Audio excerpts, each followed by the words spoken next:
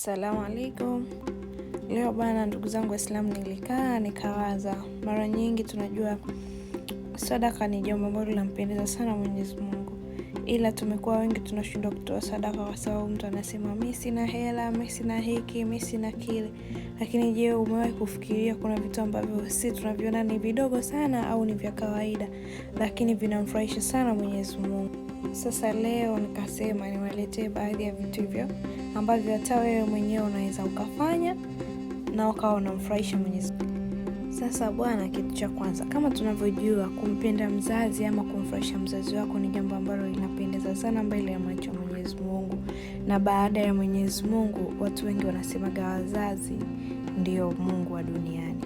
Kwa hiyo wewe kama Muislamu unaweza kuwafurahisha wazazi wako na ikawa ni sehemu ya wewe kutoa sadaka, kwa sababu wazazi wako wanapokuwa radhi na wewe, ndivyo hivyo na Mwenyezi Mungu anapokuwa radhi na wewe. Kwa hiyo sadaka ya kwanza ambayo unaweza kutoa, ambayo haitakugharimu hata shilingi 100, ni kuwapenda wazazi wako, kuwahudumia wazazi wako na kuwafurahisha wazazi wako kadiri ya uwezo wako na kadiri ulivyojaliwa na Mwenyezi Mungu. Jambo la pili ni kumfurahisha mumeo ama mkeo, especially kwa sisi wanawake. Mwenyezi Mungu alishasema baada ya kuondoka kwenye mikono ya wazazi wako, ambao pepo yako iko chini ya nyayo za wazazi wako, basi unapoolewa pepo yako inakuwa chini ya nyayo za mume wako.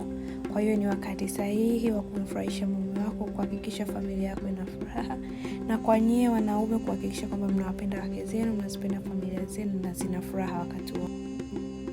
Najua wengi wetu Waislamu mtakao mnajua pale mmoja wetu anapoondoka, anakuwa ameondoka, isipokuwa mambo 3 tu ndio yanabaki nyuma yake: sadaqatul jariyah, yani sadaka yenye kuendelea, elimu yenye manufaa kwa watu wengine, pamoja na mtoto mwema mwenye kuombea wazazi wake dua. Hayo ndio mambo 3 yanakuwa yamebaki nyuma yako pale wewe unapoondoka duniani.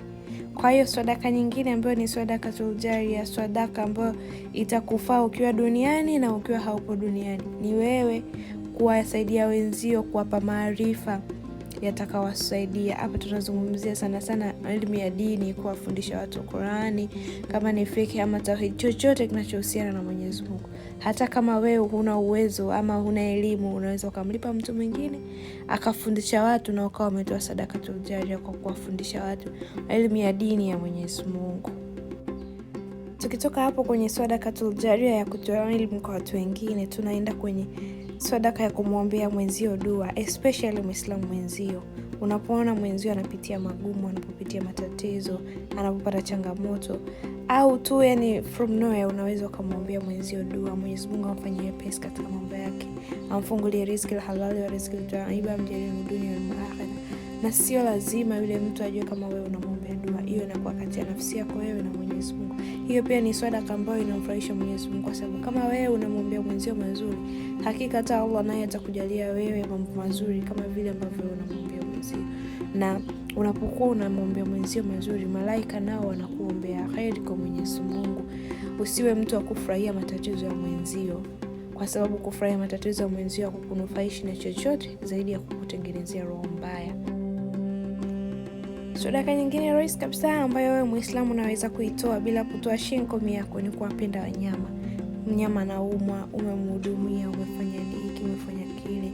Sio unamkuta mnyama tu kaka barabarani, haja kusemesha, haja kufanya chochote, teke, ngumi, jiwe, unamkosea yule mnyama, kwa sababu naye pia ana haki na Mwenyezi Mungu ndiye aliyeruhusu aishi katika dunia hii. Kwa hiyo unaweza pia kutoa sadaka kwa kumpenda mnyama, kumlisha, kucheza naye na kufanya vitu mbalimbali ambavyo vinamfanya yule mnyama awe comfortable kwenye mazingira yake.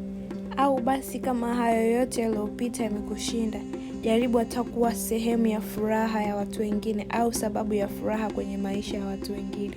Wewe usiwe ndio chanzo tu cha kuvuruga amani. Ukiingia mahali basi amani hakuna, vurugu, watu wote wanakaa kimya kwa kuogopa wewe. Wewe kama Muislamu pia unaweza kutoa sadaka kwa kushiriki katika kufanya usafi katika nyumba za ibada. Tenga muda wako angalau mara 1 au mara 2 kwa wiki.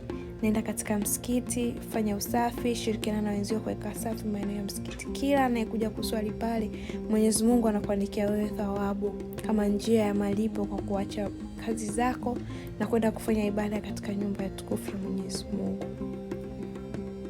Lakini pia Muislamu, kama utashindwa kufanya yote yaliyotangulia hapo, tunajua Muislamu kutabasamu ni sunna. Ukishindwa kutoa sadaka hizo zilizopita, basi at least jitahidi kutabasamu, kwani unapotabasamu unawapa wengine matumaini.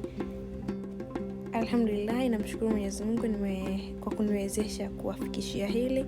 Kwa leo nitaishia hapo, ila tuendelee kuombeana uzima na imani, tuendelee kufikishiana mambo mengi zaidi ya kutujenga na kutuelimisha kuelekea dini yetu ya Kiislamu, pale Mwenyezi Mungu atakapotujalia wepesi inshallah.